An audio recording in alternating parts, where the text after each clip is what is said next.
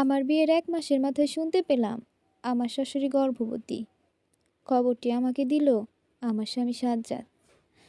কথাটা বলার সময় তার মুখে আমি একরাশ রাগ আর ঘৃণা দেখতে পেলাম। আমাকে কথাটা বলেই ধপ করে খাটে বসে পড়ল সে।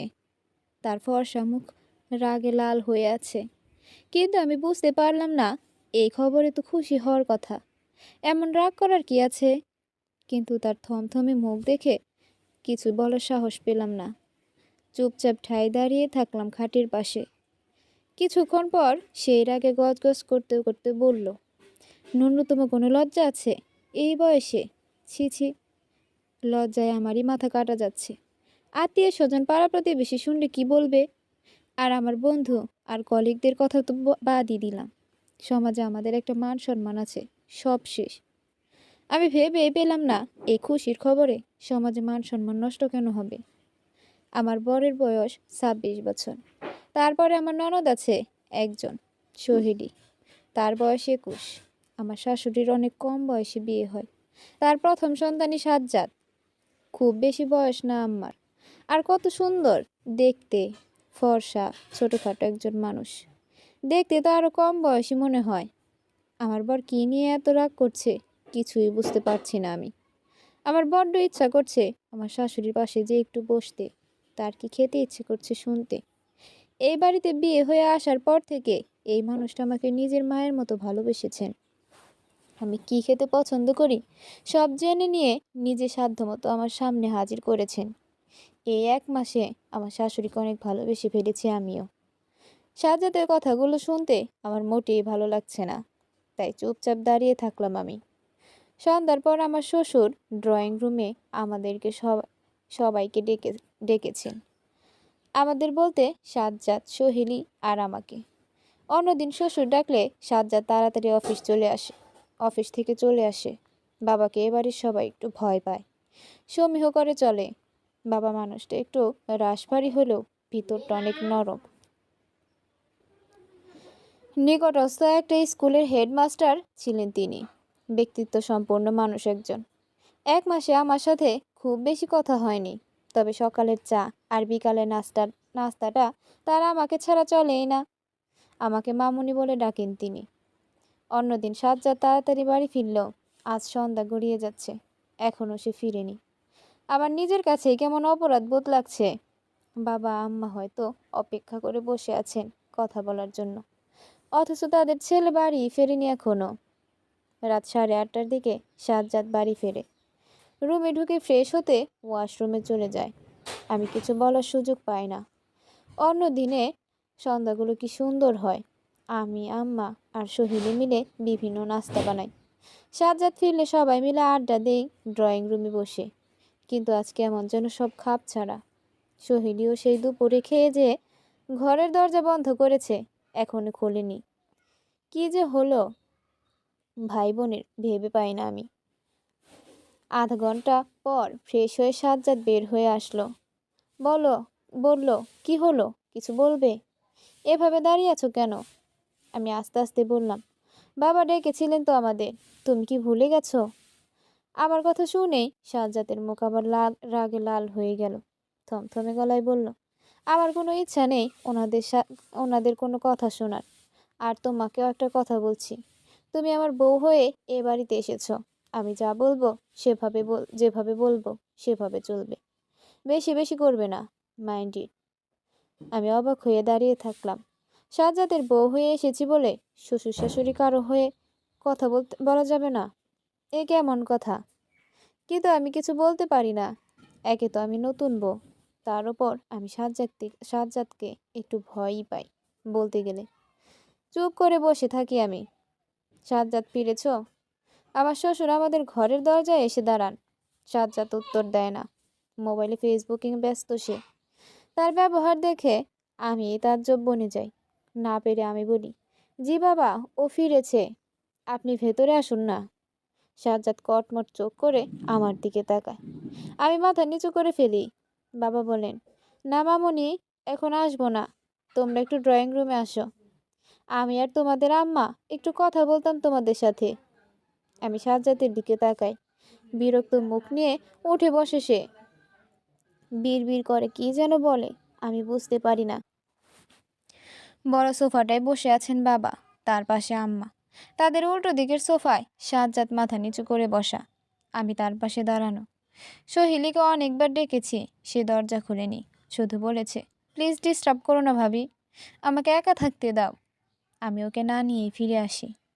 আম্মার দিকে তাকিয়ে বুকটা ধক করে ওঠে আমার। কি সুন্দর মুখটা, একদিনেই কি হয়ে গেছে। চোখের নিচে কালি পড়েছে, ফোলা চোখগুলো দেখে মনে হচ্ছে অনেক কান্নাকাটি করেছেন। আজ সারাদিন তিনি ঘর থেকে বের হননি। আমি অনেকবার তার ঘরের সামনে যেয়ে ফিরে এসেছি সাড়া না পেয়ে। দুপুরে বাবা ওনার খাবার ঘরে নিয়ে গিয়েছেন। একদিনে কি অবস্থা হয়ে গেছে আম্মার। আমার কান্না পেয়ে যায় দেখে। সাজ্জাদ রুর কণ্ঠে বলে, কি বলতে ডেকেছেন বাবা, তাড়াতাড়ি বলেন। বাবা অবাক হয়ে ছেলের দিকে তাকান। কোনোদিন তার ছেলে এভাবে তার সাথে কথা বলেনি। তিনি সামনে নিয়ে আস্তে করে বলেন, তোমার বোন আসলো না যে? সবাইকে দরকার ছিল আমার এখন। সাজ্জাদ বলে, কেউ না আসতে চাইলে জোর করে ধরে আনবো নাকি আমি? রুমকি গিয়েছিল তো ডাকতে, আসেনি, আমি কি করব? আম্মা আহত দৃষ্টিতে তাকান ছেলের দিকে। বাবা কোনো ভনিতা না করেই বললেন, শুনেছো তো সব কিছু? সাজ্জাদ রাগে লাল হয়ে বলে, জি শুনেছি। এখন তোমরা কি কিছু বলতে চাও এ ব্যাপারে? কি আর বলবো আপনাদের বাবা, বলার মতো কিছু রেখেছেন আপনারা? সমাজের সামনে মুখ তুলে তাকাতে পারবো আর আমরা? তোমাদের আমাদের ইমেজটাই নষ্ট করে দিয়েছেন আপনারা। আমি বাবা আম্মার দিকে তাকাই, তারা যেন নিজেদের কানকে বিশ্বাস করতে পারছে না। বিস্ফোরিত চোখে তাকিয়ে আছে সাজ্জাদের দিকে। বাবা বললেন, আমাদের জন্য তোমাদের ইমেজ নষ্ট হবে? সাজ্জাদ গলা চড়িয়ে বলল, তা নয় তো কি, আমি চাকরি করি, সেখানে আমার কলিগ বন্ধু বান্ধব আছে, সোহেলি ইউনিভার্সিটির বন্ধু বান্ধবরা আছে। তারা শুনলে কি বলবে, যে তাদের আবার ভাই বোন হবে? ছি ছি, লজ্জায় আমার মাথা কাটা যাচ্ছে। আম্মা আর নিতে পারেন না, ঢুকতে কেঁদে ওঠেন।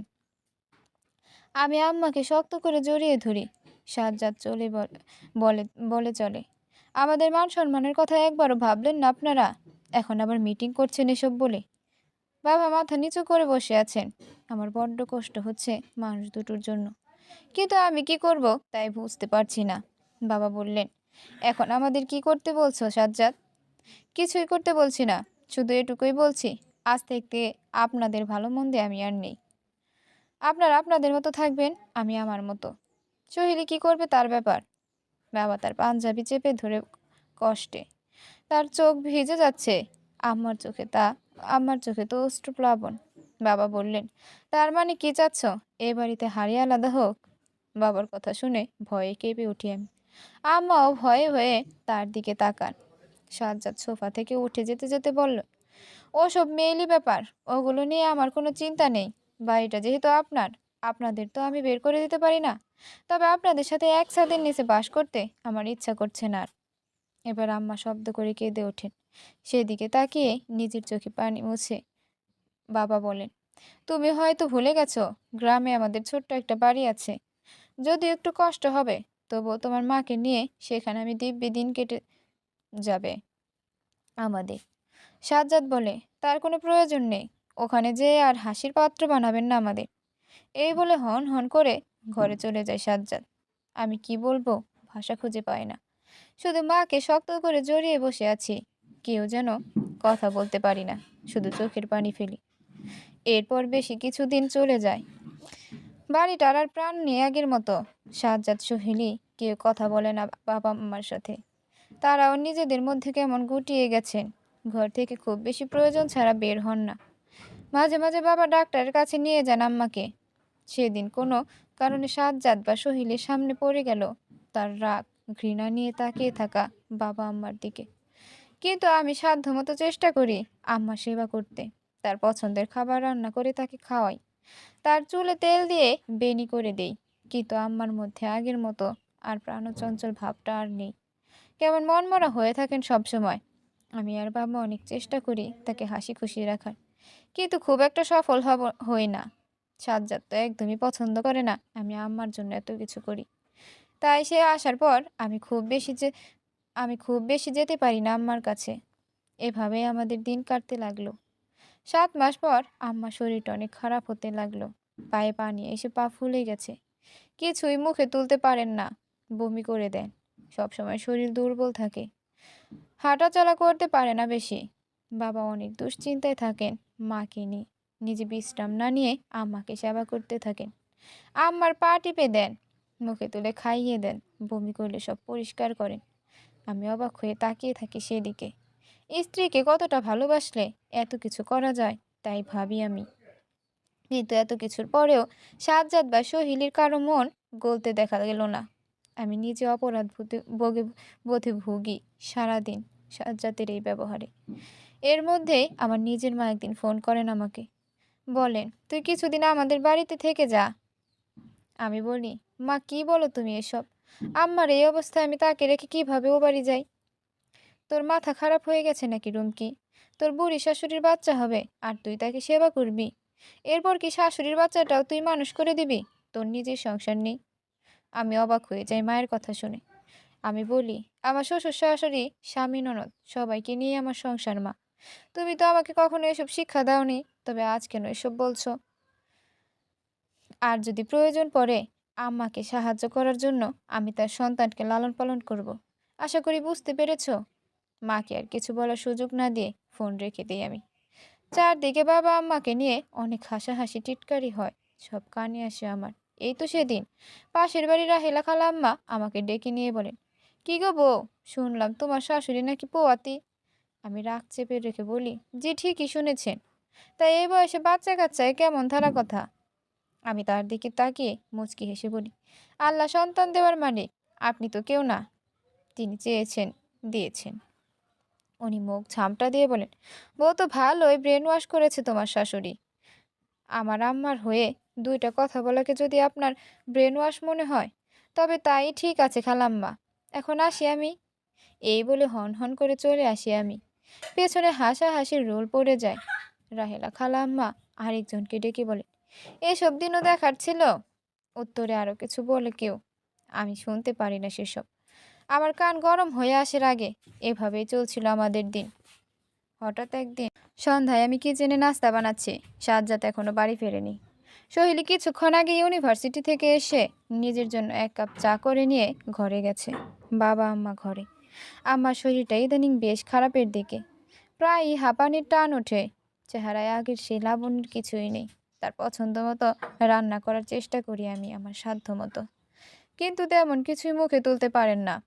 প্রায়ই দেখি বারান্দায় বসে আকাশের দিকে তাকিয়ে থাকেন। বাবা তখন মায়ের হাতটা ধরে বসে থাকেন। কেউ কোনো কথা বলেন না। আমি তাদের দিকে তাকিয়ে দীর্ঘশ্বাস ফেলি। কারণ শরীরের অসুস্থতা কাটিয়ে ওঠা যায়, মনের অসুস্থতা কাটানোর উপায় কি? বাইরে মুষলধারে বৃষ্টি নামছে। শ্রাবণ মাস পড়েছে কয়েকদিন হলো। ভাবলাম এমন বৃষ্টির দিনে লুচি মুরগির মাংস বেশ ভালো লাগবে। কারণটা অবশ্য আম্মা। আম্মা খুব পছন্দ করেন লুচির সাথে মুরগির মাংস। সাজ্জাদ তো খুব পছন্দ করে।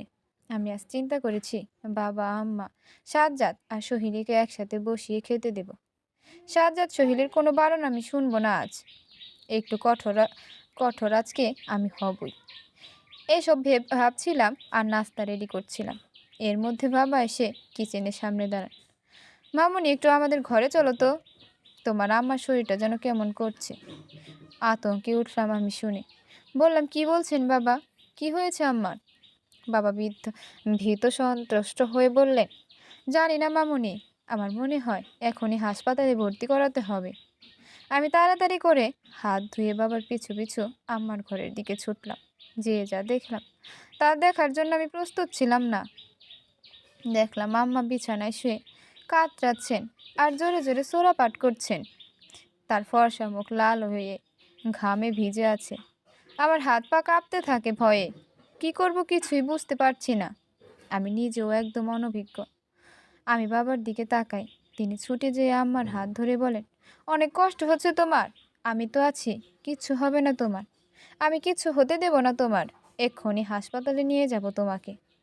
একটু সহ্য করো আর আল্লাহকে ডাকো। আম্মার কথা বলতে খুবই কষ্ট হচ্ছে। কাঁপা কাঁপা কণ্ঠে বললেন, আমার কিছু হয়ে গেলে আমার বাচ্চাটাকে তুমি দেখো সাজ্জাদের বাবা। বাবা শব্দ করে কাঁদতে থাকেন শুনে আমি ছুটে আম্মার কাছে গিয়ে বসি। বললাম, এসব বলবেন না আম্মা, আপনার কিছু হবে হবে না। এগুলো বলে আমাদের সাহস কমিয়ে দিবেন না আপনি। আমি আপনার ছেলেকে ফোন দিচ্ছি এখনই। ও অফিসের গাড়ি নিয়ে চলে আসবে। আম্মাকে বাবার কাছে রেখে আমি সাজ্জাদকে ফোন করি। একবার, দুইবার, তিনবার। না, সাজ্জাদ ফোন তুলছে না। আমি বারবার চেষ্টা করতে থাকি। ফোনটা বেজে কেটে যাচ্ছে। এর আগে আমার ফোনটা ভেঙে ফেলতে ইচ্ছা করছে। কি করব দিশা না পেয়ে আমি সোহিনীর দরজায় ধাক্কা দিই। সোহিনী, তাড়াতাড়ি এসো, দেখো মা কেমন করছে। দরজা খুলে বের হয়ে আসে সোহিনী। আমাকে দিশেহারা দেখে ভয় পেয়ে যায়। ভীত হয়ে বলে, কি হয়েছে ভাবি, এমন করছো কেন তুমি? আমি শব্দ করে কেঁদে দিই। কথা জড়ায় যায় আমার। শুধু বলি, আম্মা যেন কেমন করছে সোহিনী। আমার ভাইয়াকে ফোন দিলাম, তোমার ভাইয়াকে ফোন দিলাম, সে রিসিভ করছে না। একটু শুনে সোহিনী আম্মার ঘরের দিকে ছুটে গেল। পিছু পিছু আমিও গেলাম। যেয়ে দেখলাম আম্মার অবস্থা আরো খারাপের দিকে। বাবা তার হাত পায়ের তলা মালিশ করে দিচ্ছেন। আমাদের দেখে উঠে দাঁড়ালেন তিনি। বললেন, সাজ্জাদ, সাজ্জাদ কি বললো মামনি, সে কি আসছে? আমি বললাম, না বাবা, ও ফোন তুলছেন না, অনেকবার চেষ্টা করেছি। বাবা আর কোনো কথা না বলে পাঞ্জাবির ওপর চাদর জড়িয়ে ঘর থেকে বের হয়ে গেলেন। আমি পেছন থেকে ডাকলাম, বাবা কোথায় যাচ্ছেন? বাবা বললেন, দেখি কিছু পাই কিনা, অটোরিকশা বা সিএনজি। তোমরা একটু বসো তোমাদের আম্মার কাছে। কিন্তু বাবা, বাইরে তো অঝরে বৃষ্টি পড়ছে, এখন আপনি বাইরে যাবেন? বাবা চোখ মুছে যেতে যেতে বললেন, আমার আর কিছু করার নেই, তোমরা শুধু ওর খেয়াল রেখো। এই বলে হন হন করে বেরিয়ে যান তিনি। আমি আবার ফিরে আসি আম্মার কাছে। যেয়ে দেখি আম্মা ছটফট করছেন আর সোহিনী তার পাশে বসে কান্না করছে অঝরে। এই প্রথম এভাবে আম্মার জন্য কাঁদতে দেখলাম সোহিলীকে। ছোট একটা বাচ্চা মেয়ের মতো কেঁদে যাচ্ছে সে। আমি তার পাশে যেয়ে তার মাথায় হাত রাখলাম। সাথে সাথে আমাকে জড়িয়ে চিৎকার করে কেঁদে উঠল সে। বলল, ভাবি, আমি এতদিন অনেক অন্যায় করেছি মায়ের সাথে, কোনোভাবে ব্যাপারটা মেনে নিতে পারিনি আমি। কিন্তু আজকে মায়ের অবস্থা দেখে নিজের প্রতি ঘৃণা হচ্ছে আমার। মনে হচ্ছে এই সব কিছুর জন্য হয়তো আমরাই দায়ী। মা কি আমাকে ক্ষমা করবে? বলো না ভাবি, মা আবার আগের মতো সুস্থ হয়ে যাবে তো? আর কষ্ট দিব না আমি মাকে কোনোদিন। আমি বললাম, এখন এগুলো বলার সময় নয় সোহিলি, শুধু আল্লাহকে ডাকো এখন। তিনি আম্মাকে আমাদের মধ্যে সুস্থ করে ফিরিয়ে দিবেন ইনশাল্লাহ। আম্মা তার এই অবস্থার মধ্যে মেয়েকে দেখেও একটু হাসতে চেষ্টা করেন। কথা বলতে খুব ইচ্ছা হচ্ছে তার। হাত বাড়িয়ে মেয়েকে কাছে ডাকেন। সোহিনী বাচ্চা মেয়ের মতো মায়ের বুকে মাথা রেখে ফোপাতে থাকে। তার আম্মা নিজের শত কষ্টের মধ্যেও মেয়ের মাথায় হাত বুলিয়ে দেন। আমার চোখ ফেটে কান্না আসে। ছোট বারান্দায় যেয়ে রাস্তার দিকে তাকাই, বাবা আসছেন কিনা দেখার জন্য চেষ্টা করি। কিন্তু বৃষ্টির বেগ এতই বেশি, এর মধ্যে কোনো যানবাহন দূরে থাক, তেমন কোনো মানুষই দেখা যাচ্ছে না। আমার দুশ্চিন্তা বাড়তে থাকে। সাজ্জাদকে আবার ফোন দেই আমি। এবার ফোন সুইচ অফ বলে। আমি আর নিতে পারছি না এত দুশ্চিন্তা। মায়ের ফর্সা মুখখানা যন্ত্রণায় নীল হয়ে যাচ্ছে। একবার সেদিকে যাচ্ছি, আরেকবার বারান্দায় আসছি। সোহিলি সরিষার তেল দিয়ে আম্মার পায়ে পাতা মালিশ করতে থাকে জোরে জোরে। হঠাৎ আমার মনে হলো আমার নিজের মাকে একটা ফোন দেওয়া দরকার ছিল এতক্ষণ। আমাদের বাড়ি এখান থেকে বেশি দূর না, আমার ভাইয়ের নিজের গাড়ি আছে। ধুর, এতক্ষণ কেন মনে এলো না এই কথা? অধিক দুশ্চিন্তার সময় মাথা এলোমেলো হয়ে যায়। দুইবার রিং হওয়ার পর মা ফোন ধরে। আমি বলি, মা ভাইয়া কোথায়? মা উদ্বিগ্ন হন। বলেন, কি হয়েছে মা, তোর কণ্ঠ এমন শোনাচ্ছে কেন, কোনো সমস্যা? মা, বেশি কথা বলার সময় নেই, আম্মার অবস্থা খুব খারাপ, সাজ্জাদ তো বাড়ি ফেরেনি, ফোনও ছুঁইছ। এই বৃষ্টির মধ্যে বাবা বের হয়েছেন সিএনজি খুঁজতে। ভাইয়াকে বলো এক্ষুনি গাড়ি নিয়ে বাড়িতে চলে আসতে। আম্মাকে খুব তাড়াতাড়ি হাসপাতালে ভর্তি করাতে হবে। মা অস্থির হন শুনে। বলেন, কি, তোর ভাইয়া তো গাড়ি নিয়ে ঢাকার বাইরে গেছে, আজ বিকালে বন্ধুদের সাথে পিকনিক আছে। যে ভরসা টাকা ছিল তাও শেষ হয়ে গেল। আমি মায়ের কথা আর কিছু শুনতে পাচ্ছিলাম না। মা হ্যালো হ্যালো করে যাচ্ছেন আমার কানে, আর আমি কিচ্ছু শোনা যাচ্ছে না। আমি আবার ছুটে আম্মার কাছে আসি। আম্মা এবার কেমন নিস্তেজ নিস্তেজ হয়ে পড়েছেন। সোহিনী ভীতু ভীতু চেহারা নিয়ে বসে আছে। আমাকে দেখে বলল, ভাবি, মা এমন নিস্তেজ হয়ে গেল কেন, কি করব আমরা এখন? আমি সোহিনীকে শান্ত হতে বললাম। আম্মার মাথায় হাত বুলিয়ে দিলাম। তার 10 মিনিটের মাথায় বাবা ফিরলেন। একদম ভিজে গেছেন তিনি। পরনের পাঞ্জাবি চাদর ভিজে শরীরের সাথে লেপ্টে আছে। এসেই বললেন, মামুনি আর দেরি করা যাবে না, একটা অটো রিকশা পেয়েছি, রাস্তায় দাঁড়িয়ে আছে, আস্তে আস্তে করে তোমার আম্মাকে নিয়ে যেতে হবে রাস্তা পর্যন্ত। সাজ্জাদ ফিরেছে? আমি মাথা নিচু করে বললাম, না বাবা, ওর ফোন বন্ধ। বাবা আর কিছু বললেন না, নিজেই আম্মাকে পাজাকোলা করে নিয়ে তুলে নিলেন। বললেন, তোমরা আসো, আমি যাচ্ছি। সোহিলি বলল সেও যাবে, তার মাকে এভাবে পাঠিয়ে পাঠিয়ে একা বাড়িতে থাকতে অস্থির লাগবে। আমি দীর্ঘশ্বাস ফেলে তার দিকে তাকালাম। বুঝতে পারলো বেশ কিন্তু কিছুদিন আগে বুঝলো না। জানি না সাজ্জাদ কোনোদিন বুঝবে কিনা। আমরা যে পোশাকে ছিলাম তা পরেই রওনা দিলাম। যাওয়ার আগে সাজ্জাদের ফোনে একটা মেসেজ দিয়ে গেলাম, আম্মাকে নিয়ে আমরা হাসপাতালে যাচ্ছি, তুমি চাইলে আসতে পারো। বাবা ড্রাইভারের পাশে বসেছেন, আমি আর সোহেলি আম্মাকে নিয়ে পেছনে। আম্মার মাথাটা আমার বুকে চেপে রাখি। সোহেলি আম্মার পায়ের পাতা মালিশ করতে থাকে। বারবার বাবা বারবার ঘুরে আম্মাকে দেখছে। আমি আম্মার হাতটা শক্ত করে চেপে ধরে রাখি, কোনোভাবে যেন তিনি সাহস না কমান। আজ এত দীর্ঘ কেন মনে হচ্ছে রাস্তাটা? বৃষ্টির বেগ প্রবলভাবে বেড়েছে। আমি এক মনে দোয়া ইউনুস পড়তে থাকি। প্রায় 25 মিনিট পর আমরা হাসপাতালে পৌঁছাই।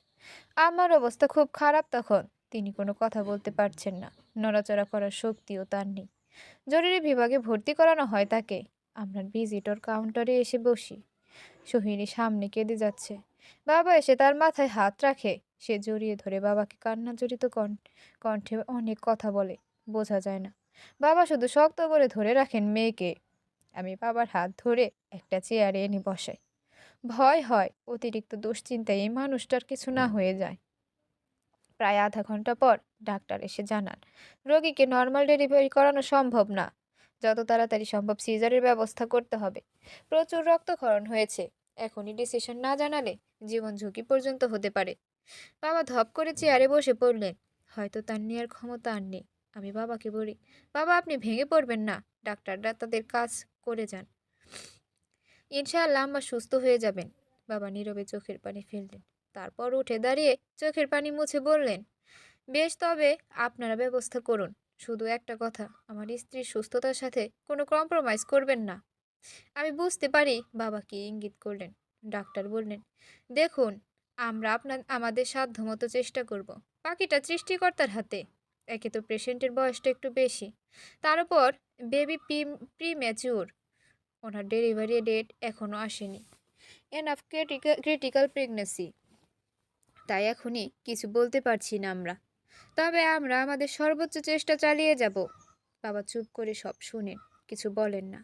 আমি আর বাবা যে কাউন্টারে সব ফর্মালিটিস শেষ করে আসি। আমার জমানো কিছু টাকা ছিল, আমি সাথে নিয়ে এসেছিলাম বুদ্ধি করে, সে টাকাটাও লাগলো এখন। বাবা আমার মাথায় হাত দিয়ে বলেন, তোমার এত ঋণ আমি তো শোধ করতে পারবো না মা। আমি তার হাতটা ধরে বললাম, তবে আর মা বলে ডাকেন কেন বাবা? মা হয়ে এতটুকু সাহায্য যদি না করতে পারি তবে আর কি। শুধু একটাই চাওয়া আমার, আপনার আর আম্মার হাত সব সময় আমাদের মাথার উপর রাখবেন, কোনোদিন আমাদের ভুল বুঝে চলে যাবেন না। বাবা কিছু বলেন না, শুধু আমার দিকে তাকিয়ে চোখের পানি ফেলেন। আম্মাকে অপারেশন রুমে নেওয়া হয়েছে। 15 মিনিট হলো। আমি আর সোহিলি বসে আছি। সোহিলি সমানে কেঁদে যাচ্ছে। আমি তাকে সান্ত্বনা দিতে গিয়েও দিতে পারছি না। কি বলে এবার সান্ত্বনা দিব? বাবা একটুও বসেননি। করিডোরের এই মাথা থেকে ও মাথা পায়চারি করছেন। আমি আবারও সাজ্জাদকে ফোনে ট্রাই করলাম, এখনও সুইচ অফ। আমি শুধু একটা দীর্ঘশ্বাস পেলাম। তারপর প্রায় 45 মিনিট পর অপারেশন রুমের দরজা খুলে ডাক্তার বের হয়ে আসেন। বাবা উদ্ভ্রান্তের মতো ছুটে যান সেই দিকে। আমি আর সহিলেও যাই বাবার পিছু পিছু। ডাক্তার বলেন, কংগ্রাচুলেশনস, আপনার একটি পুত্র সন্তান হয়েছে। আমরা আলহামদুলিল্লাহ বলি। বাবা অস্থির অস্থির হয়ে বলেন, আর আমার স্ত্রী কেমন আছে ডাক্তার? ডাক্তার কিছুক্ষণ চুপ করে থাকে। তাকে চুপ করে থাকতে দেখে বাবা আর অস্থির হয়ে যান। বলেন, কি হলো ডাক্তার, কথা বলছেন না কেন? কিছু বলেন প্লিজ। ডাক্তার আস্তে করে বলেন, ওনার অবস্থা বেশি ভালো না, প্রচুর রক্তক্ষরণ হয়েছে। আমরা রক্তের ব্যবস্থা করেছি, তবুও শরীর বেশ দুর্বল ওনার। Survival chance 50-50। এই বলে প্রস্থান করেছেন তিনি। বাবা কিছু বলেন না, কাঁপা কাঁপা পায়ে এসে একটা চেয়ারে বসে পড়েন। আমি আর সহিলি এসে বাবার 2 হাত ধরি। আল্লাহকে ডাকা ছাড়া আর কিছু করার নেই আমাদের এখন। কতক্ষণ আমরা এভাবে বসেছিলাম জানি না। বেশ কিছুক্ষণ পর নবজাতকের কান্নার শব্দে উঠে দাঁড়াই। আর আমি আর সহিলি। নার্স একটা ছোট্ট বাচ্চা নিয়ে অপারেশন রুম থেকে বের হলো। সহিলির কাছে আম্মার ওড়না ছিল, কিন্তু সে এগিয়ে যাচ্ছে না দেখে তার কাছে থেকে ওড়নাটা নিয়ে আমি ছুটে গেলাম। বাচ্চাটা সমানে কেঁদে যাচ্ছে। আম্মার ওড়না পেঁচিয়ে কোলে নিলাম তাকে।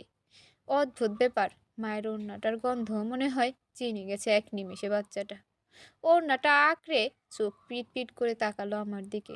আমি হেসে দিলাম সেদিকে তাকিয়ে। সহিলে ততক্ষণ আমার পাশে এসে দাঁড়িয়েছে। আমি বললাম, কোলে নিবে তুমি? সহিলি আস্তে করে বলল, আগে বাবাকে দেখাও ভাবি। আমি বাবার কাছে গিয়ে দাঁড়ালাম। তিনি তখনও ঝিম ধরে বসে আছেন, শূন্যের দিকে তাকিয়ে। বাবা আমি ডাকতেই বাবা আমি ডাকতেই বাবা তাকালেন আমার দিকে। আমি ওড়নায় জড়ানো বাচ্চাটিকে তার দিকে এগিয়ে দিলাম। বাবা কিছুক্ষণ তাকিয়ে থাকলেন সেদিকে, তারপর উঠে দাঁড়িয়ে ওকে কোলে নিয়ে শব্দ করে কেঁদে উঠলেন। তার কান্না দেখে আমি আর সহিলিও চোখের পানি ঠেকাতে পারলাম না। বাচ্চাটি যেন বুঝতে পারল সে পরম নির্ভরতার আশ্রয়ে এসে গেছে। স্বস্তিতে ঘুমিয়ে পড়ল সে। বাবা আজান দিলেন ওকে কোলে নিয়েই। প্রায় 1 ঘন্টা পর ডাক্তার এসে জানালেন আম্মাকে ক্যাবিনে দেওয়া হয়েছে, তবে শরীরের অবস্থা বেশ ক্রিটিক্যাল। স্যালাইন চলছে। আমাদের সাথে দেখা করতে চান তিনি। আমি সাজ্জাদকে ফোন দিলাম। এবার সাজ্জাদ ফোন ধরলো। সে জানালো মাত্র অফিস থেকে ফিরছে সে। জরুরি কাজে অফিসের বাইরে যেতে হয়েছিল তাকে। এরপর ফোনের চার্জ শেষ হয়ে যায়। বৃষ্টির জন্য বাসায় ফিরতেও দেরি হয়। বাসায় এসে মাত্রই ফোন চার্জে দিয়ে আমার টেক্সট দেখেছে সে। আমার শরীর কেমন আছে জিজ্ঞেস করলে আমি তাকে সব জানাই। যত তাড়াতাড়ি সম্ভব এখানে চলে আসতে বলি। সাজ্জাদ ছোট্ট করে বলে, আসছি। আম্মাকে দেখে চমকে উঠি আমি। যদিও মুখটা বেশ মলিন লাগছে তার, তবুও চেহারার মধ্যে এমন কিছু ছিল যা মুগ্ধ করে দেয় তাকে। অনেকদিন পর আম্মার এই লাবণ্য আমি দেখতে পেলাম। কেন জানি অজানা একটা আশঙ্কায় বুক ধক করে উঠল আমার। আম্মা কথা বলতে পারছেন না, হাতে স্যালাইনের সুচ। কোনো রকমে ইশারা দিয়ে বাচ্চাটিকে কাছে চাইলেন তিনি। আমি এগিয়ে গেলাম তার কাছে। পরম মমতায় তার মাথায় হাত বুলিয়ে দিলেন তিনি। এরপর কপালে একটা ছোট চুমু দিয়ে আমার হাতটি ধরলেন। আস্তে আস্তে বললেন, শ্রাবণের অঝোর ধারার রাতে আমার ছেলে পৃথিবীতে এসেছে, তার নাম রেখো শ্রাবণ। আমি মুচকি হেসে সম্মতি জানালাম। এরপর আরো আস্তে করে বললেন, ওকে তোমার কাছে রেখে রেখে যাচ্ছি। ওর কোনো অযত্ন তো তুমি হতে দিও না মাগো। তাহলে আমি যে শান্তি পাবো না। আমার বুক কেঁপে ওঠে। কি বলছেন আম্মা এসব? কোথায় যাবেন তিনি? আমাকে কিছু বলার সুযোগ না দিয়ে সহিলিকে কাছে ডাকলেন তিনি। সহিলি এসেই ফুপিয়ে ফুপিয়ে কেঁদে উঠল। আম্মা তার মাথায় হাত বুলিয়ে দিয়ে বললেন, বোকা মেয়ে কেঁদো না। তোমার মাকে ক্ষমা করে দিও। তার জন্য তোমাদের সম্মানহানি হয়েছে অনেক। তোমাদের রাগ আমার উপরে। ওই নিষ্পাপ শিশু তোমাদেরই রক্ত। ওর কোনো দোষ নেই। কখনো অবহেলা করো না ওর। সহিলি কাঁদতে কাঁদতে আমাকে বলে, ভাবি মা এসব কি বলছে? আমি তো কিছু বুঝতে পারছি না। কোথায় যাবে মা? ও ভাবি, চিৎকার করে থাকে সে। আমি কাঁপা কাঁপা হাত দিয়ে সহিলিকে জড়িয়ে ধরি। বাবা এতক্ষণ দরজার কাছে দাঁড়িয়েছিলেন মাথা নিচু করে। আম্মা আস্তে করে আমাদের যা যা বলেছেন তিনি কিছুই শুনতে পাননি। আম্মা বলেন, সাজ্জাদ আসেনি? আমি মাথা নিচু করে বললাম, আম্মা ও আসছে পথেই। আম্মা মুচকি হাসলেন। এরপর বললেন, তোমাদের বাবার সাথে আমার কিছু কথা বলার আছে, তোমরা বাইরে অপেক্ষা করো। শ্রাবণ আমার কাছে থাকুক। সহিলি কিছুতেই যাবে না মাকে ছেড়ে। আমি তাকে বাইরে নিয়ে আসলাম জোর করে। বাবার সাথে আম্মার কি কথা হয় আমরা জানি না। মিনিট 5-এর মাথায় ক্যাবিন থেকে উদ্ভ্রান্তের মতো দৌড়ে আসলেন বাবা। আমার আমরা পিছন থেকে ডাকলাম। বাবাকে কোনো কথা শুনলেন না। ডাক্তার নিয়ে 2 মিনিটের মাথায় ফিরলেন তিনি। আমরাও পিছু পিছু গেলাম। ডাক্তার পরীক্ষা করে জানালেন আম্মা আর নেই। রাত 12টা 45 মিনিটে আম্মা আমাদের ছেড়ে চলে গেলেন। পাথরের মূর্তির মতো দাঁড়িয়ে আছি আমরা 3জন, বাবা, আমি আর সহিলি। শেষ শ্রাবণ এখনো আমার কোলের মধ্যে গুটিসুটি হয়ে শুয়ে আছে পরম স্বস্তিতে। দুনিয়ার তার সবচেয়ে শান্তির স্থান যে দুনিয়া থেকে চিরতরে বিদায় নিয়েছে, তা তার ছোট মস্তিষ্ক এখনো ধরতে পারেনি। আমার যেন সব কিছু কল্পনা মনে হচ্ছে। এমন মনে হচ্ছে যে একটু পরেই ঘোর ভেঙে যাবে, আর দেখতে পাবো আম্মা খুশিতে ঝলমলিয়ে হাসছে তার ছোট্ট শ্রাবণকে কোলে নিয়ে। সহিলি আমাকে জড়িয়ে ধরে থর থর করে কাঁপছে। তার এখনো বিশ্বাস হচ্ছে না সে আর কোনোদিন মা বলে কাউকে ডাকতে পারবে না। কাঁদতেই যেন ভুলে গেছে সে। একজোড়া লাল বিস্ফোরিত চোখ নিয়ে তাকিয়ে আছে মায়ের দিকে। আম্মার মুখের দিকে তাকে কলিজাটা মোচড় দিয়ে উঠলো আমার। এখনো যেন এক চিলতে মিষ্টি হাসি ছুঁয়ে আছে তার সারা মুখ জুড়ে। কি সুন্দর লাগছে সে মুখটা। বাবার দিকে তাকানোর সাহস হলো না আমার। বাবার ওই চোখ জোড়ার দিকে আমি এখন তাকাতে পারবো না, সে সাহস আমার নেই। শুধু দেখলাম কাঁপতে কাঁপতে ধপ করে আম্মার পাশে যেয়ে বসে পড়লেন। আমি শ্রাবণকে কোলে তুলে নিলাম। সহেলিকে জড়িয়ে ধরে আস্তে আস্তে ক্যাবিনের রুমের বাইরে চলে আসলাম। মায়ের কোল থেকেই সরাতেই একটু নড়ে চড়ে কেঁদে উঠল বাচ্চাটা। পেছন ঘুরে একবার তাকালাম। বাবা আমার হাতটা ধরে চুপচাপ বসে আছে। হাতটা মনে হয় এখনো মমতার উষ্ণতায় তপ্ত। বাইরে এসে দেখি দেখি মাত্রই সাজ্জাদ এসে পৌঁছেছে। আমাদের দেখে ছুটে আসলো সে। শহীদই তখনও ধাতস্থ হতে পারেনি। এক নাগাড়ে থরথর করে কেঁপে যাচ্ছে সে। সাজ্জাদ আমার কোলে থাকা শ্রাবণকে একটা নজর দেখলো, কোনো প্রতিক্রিয়া না দেখিয়ে বলল, রুমকি মা কোথায়, কেমন আছে এখন? আমি চুপটি করে মাটির দিকে তাকিয়ে থাকি। কিছুতেই চোখের পানি সংবরণ করতে পারছি না আমি। ঠোঁট কামড়ে নিচের দিকে তাকিয়ে চোখের পানি ফেলি আমি। সাজ্জাদ আমার কাছে থেকে উত্তর না পেয়ে সহিলের দিকে তাকায় সে। তার রক্তিম চেহারা দেখে ভয় পেয়ে যায় সাজ্জাদ। হালকা চিৎকার করে বলে, কেউ কি দয়া করে বলবি মা কেমন আছে এখন? কি হয়েছে মায়ের? সহিলি কাপা কাপা দৃষ্টিতে ভাইয়ের দিকে তাকায়। কয়েক সেকেন্ড কেউ কোনো কথা না বলে না। সাজ্জাদ অসহিষ্ণু হয়ে সহিলির দুই বাহু চেপে ঝাঁকি দেয়। চুপ করে আছিস কেন, বল না কিছু। তার গলায় কান্নার স্বর। সহিলি আর থাকতে পারে না। ভাইয়ের বুকে ঝাঁপিয়ে পড়ে চিৎকার দিয়ে কাঁদতে থাকে। কান্নার ধমকে কথা বলতে পারে না। সাজ্জাদ মনে হয় কিছু বুঝতে পারে। অসহিষ্ণু সাজ্জাদ হঠাৎ শান্ত হয়ে যায়। কাপা কাপা হাত দিয়ে বোনকে জড়িয়ে ধরে। সহেলি সামনে চিৎকার করে যাচ্ছে, ভাইয়া রে, আমাদের সর্বনাশ হয়ে গেছে রে, আমাদের সব শেষ হয়ে গেছে। মা আর নেই রে ভাইয়া। আমাদের মা আমাদের উপর অভিমান করে অনেক দূরে চলে গেছে। সহিলের কণ্ঠে কি ছিল আমি জানি না। 9টা মাসের পরিচিত সাজ্জাদকে আমার অপরিচিত লাগে, যাকে কখনো কাঁদতে দেখিনি আমি এই কয় মাসে। সে ছোট বাচ্চাদের মতো হাও মাও করে কেঁদে ওঠে। ছোটে ক্যাবিনের রুমের দিকে যায় সে। আমিও যাই পিছু পিছু। যে দেখি বাবা এখনো আমার হাত ধরে বসে আছে, তার দিকে এক দৃষ্টিতে তাকিয়ে। তার চোখে পানি নেই, তবে মুখে এমন কিছু ছিল যা দেখলে যে কোনো পাষাণের চোখেও পানি চলে আসবে। সাজ্জাদ আম্মার কাছে মেঝেতে পা ছাড়িয়ে বসে পড়ে। পা দুটো দুই হাত দিয়ে আঁকড়ে অজস্র চুমু দিতে থাকে। চিৎকার করে কেঁদে উঠে বলে, মা গো, ও মা, আমারে তুমি ক্ষমা করে দিও না মা। আমি তোমার পাপী ছেলে গো মা। আমি আর কোনোদিন তোমার কষ্ট দিব না। তুমি আমারে ছেড়ে এইভাবে চলে যাইও না মা। আমারে তুমি ক্ষমা করে দাও। হাও মাও করে কাঁদতে থাকে সে। আমি সেদিকে তাকিয়ে ঝরঝর করে কেঁদে দিই। বাবা সাজ্জাদের দিকে তাকান না, তিনি কোনো দিকেই তাকান না। এক দৃষ্টিতে তিনি তার প্রিয়তমাকে সেই দেখা দেখে নিচ্ছেন। তার স্ত্রীর মুখের এক চিলতে হাসির দিক থেকে চোখ সরাতে পারছেন না তিনি। ততক্ষণে সহিলি এসে ভাইকে জড়িয়ে ধরেছে পেছন থেকে। ছোট শ্রাবণের হঠাৎ ঘুম ভেঙে যায়। সে হয়তো বুঝতে পারে মায়ের গন্ধটা আর পায় না। তার ঘুমের মধ্যে কি ঘটে গেল সেও তার স্বরে চিৎকার করতে থাকে। 3 ভাই বোনের আত্মচিৎকারে হাসপাতালের বাতাস ভারী হয়ে উঠল। শুধু বাবা এক ফোঁটাও চোখের পানি ফেলতে পারেন না, পাথরের মতো বসে থাকেন চুপ করে। শহীদে দৌড়ে যেয়ে বাবাকে জড়িয়ে ধরে। বাবা কিছু বলেন না তাকে। দেখতে দেখতে 3টা দিন কেটে গেল। আম্মা আমাদের ছেড়ে চলে গেছেন। এই 3 দিন বাবা আমাদের কারোর সাথে কথা বলেনি। বেশিরভাগ সময় জায়নামাজে বসে কাটিয়ে দেন, আবার কখনো বারান্দায় বসে আকাশের দিকে তাকিয়ে থাকেন। পার্থক্য শুধু একটাই, কিছুদিন আগে এখানে তিনি বসে থাকতেন তার প্রিয়তমার হাত ধরে, আর এখন একা।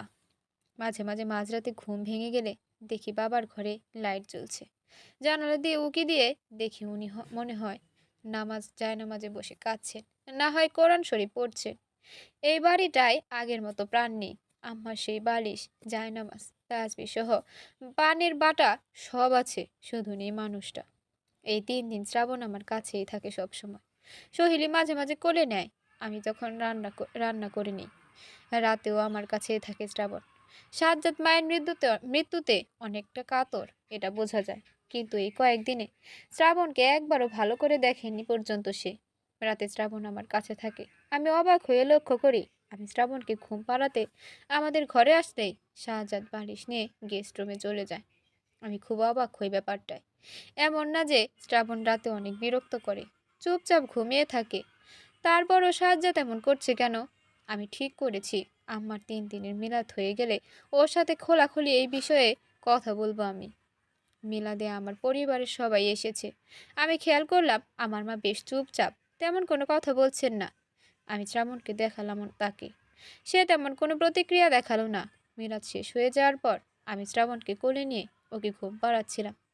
এর মধ্যে আমার মা আমাকে আলাদা করে ডাকলেন। আমি বললাম, কি ব্যাপার মা, কি বলতে আলাদা ডাকলে?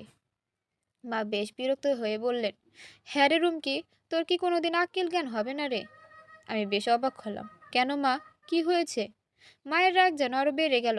বেশ ঝাঁঝরে সাথে বললেন, বুঝতে পারছিস না কি হয়েছে? তোর নিজের সংসার নেই? কেন থাকবে না? অবশ্যই আছে। তাহলে তুই কতদিন এই পরের বাচ্চা মানুষ করবি? আমি নিজের কানকে বিশ্বাস করতে পারি না। মা এসব কি বলছে? কোনো কথা মুখ দিয়ে বের হয় না আমার। মা বলে চলে, নিজের একটা ভবিষ্যৎ তো তোর আছে। কয়দিন পর নিজের বাচ্চা কাচ্চা হবে, আর তুই এখন শাশুড়ি বাচ্চা মানুষ করবি? আমি শক্ত গলায় বলি, মা সবাইকে নিয়ে আমার সংসার, শ্রাবণও আমার সংসারই অংশ। তাই যদি হয় সাজ্জাদ আলাদা ঘুমায় কেন? আমি অবাক হয়ে যাই। সাজ্জাদ যে আলাদা ঘুমায় তা মা কিভাবে জানলো? দেখ রূপ কি, সাজ্জাদের সাথে আমার কথা হয়েছে। ও নিজেই চায় না তুই এই বাচ্চা মানুষ করিস। আশ্চর্যের চরম সীমায় পৌঁছে যাই আমি। আমি ভেবেছিলাম নিজের মায়ের মৃত্যুতে হয়তো সাজ্জাদ একটু শুধরাতে পেরেছে, কিন্তু না, ও শুধরানোর মানুষ নয়। মাকে পর্যন্ত সব নালিশ করেছে। তবে আমি ওকে তার কাছে রাখবো মা। কার কাছে রাখবো মা? কেন? তোর শ্বশুর আছে, ননদ আছে, ওরা রাখবে। তোর কি দায় পড়েছে? বাবার বয়স হয়েছে মা, তাছাড়া সে পুরুষ মানুষ, এত ছোট বাচ্চা তিনি কিভাবে রাখবেন? আর সোহেলি, ও তো শ্রাবণকে এখনো সেভাবে মেনেই নিতে পারেনি। মাঝে মাঝে সে কোলে নেয়, নেয় না তা নয়, তবে এতটাও নয় যে তাকে সব সময় রাখতে পারবে। তাই সব দায় বুঝি তোর? আমি বুঝি না কিছু। সব তোর শ্বশুর আর ননদের চালাকি। আমার ভালো মানুষ মেয়েটাকে পেয়ে সব ওর ঘাড়ে চাপিয়ে নিশ্চিতে আছে। ভাগ্যিস সাজ্জাদ আমাকে আজ সব কিছু বলল, না হয় আমি আমি তো জানতেই পারতাম না। মায়ের কথা শুনে আমি এতটা অবাক হই যে বলার বলার মতো না। শক্ত গলায় আমি বলি, না তুমি হয়তো জানো না, আম্মা মৃত্যুর আগে আমার হাত ধরে আমাকে অনুরোধ করেছেন শ্রাবণকে যেন আমি লালন পালন করি, তার যেন কোনো অবহেলা না হয়। আমি একজন মৃত্যু পথযাত্রীকে কথা দিয়েছি, আমি সেই কথা রাখবো। তবে আগামী ২-৪ বছর পর্যন্ত আমার কাছে থাক। ও একটু বড় হোক, এরপর বাবার কাছে থাকবে। তবে এত ছোট বাচ্চাকে আমি আর কারো কাছে রাখবো না।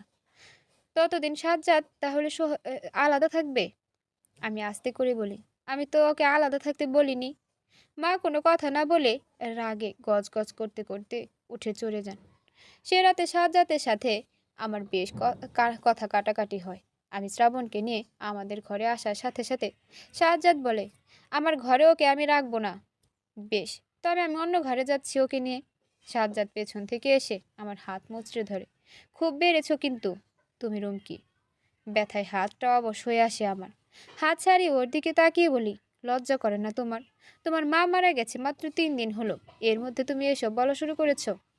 খুব তো মায়ের জন্য কান্নাকাটি করলে, সব কি নাটক ছিল? সাজ্জাদ রাগে কাঁপতে থাকে, রোষের সাথে বলে, লজ্জা করে না তোমার? স্বামীকে অন্য ঘরে রেখে পরের বাচ্চা মানুষ করছো? অবাক হয়ে তাকাই আমি। পরের বাচ্চা? কাকে তুমি পরের বাচ্চা বলছো? ও তোমার ভাই, তোমার রক্ত। এটা কি ভুলে গেছো তুমি? ভাই? আমার কোনো ভাইয়ের দরকার নেই। যে ভাই আমার মায়ের মৃত্যুর জন্য দায়ী, সে ভাইকে সে ভাইয়ের কোনো প্রয়োজন নেই আমার। মুখ সামলে কথা বলো। কি ভাষা এগুলো তোমার? ছোট লোকের মতো। একটা ছোট বাচ্চা, তাকে নিয়ে এত বাজে কথা কেন তুমি বলছো? বলতে পারো? হ্যাঁ, আমি তো ছোট লোক, আর তুমি তো মাদার তেরেসা হয়েছ।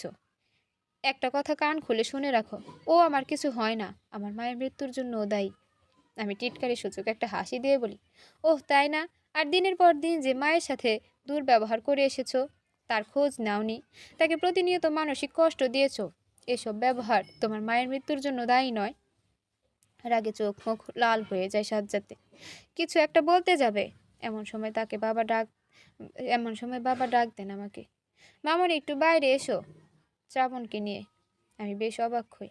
এই 3 দিন বাবা কারো সাথে কথা বলেনি, আজ হঠাৎ এত রাতে উনি এসেছেন। আমি চাপা গলায় সাজ্জাদকে বলি, বাবার সামনে কোনো সিক্রেট করবো না তুমি। এই বলে ঘর থেকে বের হয়ে আসি আমি। সাজ্জাদ রাগে ফুঁসতে থাকে, বাবা আপনি ঘুমান নিজে, এত রাত হলো। বাবা আস্তে করে আমার কাছ থেকে শ্রাবণকে কোলে নেয়, ওর কপালে ছোট্ট করে একটা চুমু দেয়। এরপর আস্তে করে বলে, ও আজকে থেকে আমার কাছে থাকবে মামুনি। এই কয়দিন তোমার অনেক কষ্ট হয়েছে, আমি নিজেকে একটু সামনে নিলাম এই কয়দিনে, এর জন্য ক্ষমা চাচ্ছি তোমার কাছে। তবে আজ থেকে ও আমার কাছেই থাকবে। আমি চমকে উঠি বাবার কথা শুনে। তার মানে কি বাবা সব শুনতে পেরেছেন সাজ্জাদের কথা?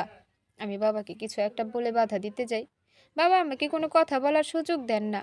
যেতে যেতে পেছন ঘুরে বলেন, আমাদের জন্য তোমাদের নিজেদের মধ্যে কোনো অশান্তি করো না মামুনি। মা ছাড়াও শুধু বাবার কাছে সন্তান মানুষ হতে পারে, শ্রাবণও পারবে। আমি দরজায় হেলান দিয়ে ঠায় দাঁড়াই থাকি, চোখ দিয়ে টপ টপ করে পানি পড়তে থাকে আমার। আমি ঘরে ফিরে আসি, ঘৃণায় আমার ইচ্ছা হয় না এই ঘরে থাকতে। তবুও বাবার জন্য আমি কিছু না বলে চুপ করে থাকলাম। শ্রাবণকে নিয়ে নিয়ে যাওয়াতে সাজ্জাদ মনে হয় বেশ খুশি হয়েছে। আমাকে বলল, তোমাকে অনেক আগেই বলেছিলাম আমি, এ বাড়িতে আমার বউ হয়ে এসেছো। আমি যা বলবো, যেভাবে বলবো সেভাবে চলবে, বাড়াবাড়ি করবে না। কিন্তু তুমি আমার কোনো কথা শুনতে চাওনি কখনো। সব সময় আগ বাড়িয়ে সব সিদ্ধান্ত একা নেওয়ার তোমার একটা স্বভাব, এসব আমি অপছন্দ করি। এসব অভ্যাস বদলাও। রাগে কান গরম হয়ে আসে আমার।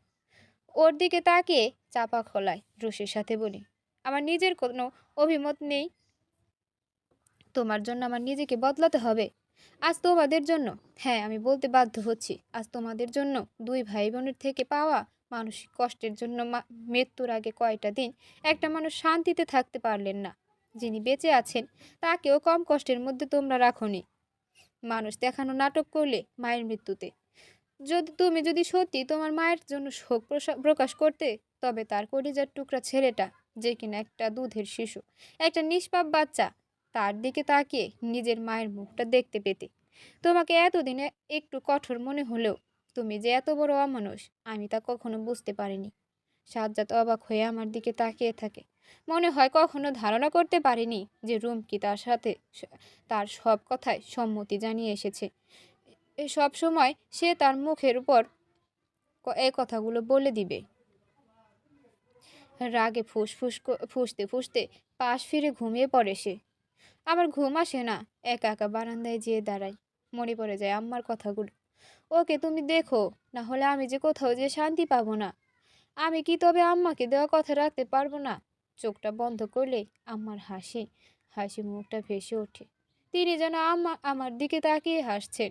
আমি আকাশের দিকে তাকিয়ে থাকি, মনে মনে ভাবি, আমি কি কোনোদিন পারবো এই সংসারটিকে আগলে রাখতে, সাজ্জাদ সোহেলি আর জামনের মাঝে বন্ধন তৈরি করে দিতে, বাবার মুখে আবার হাসি ফোটাতে।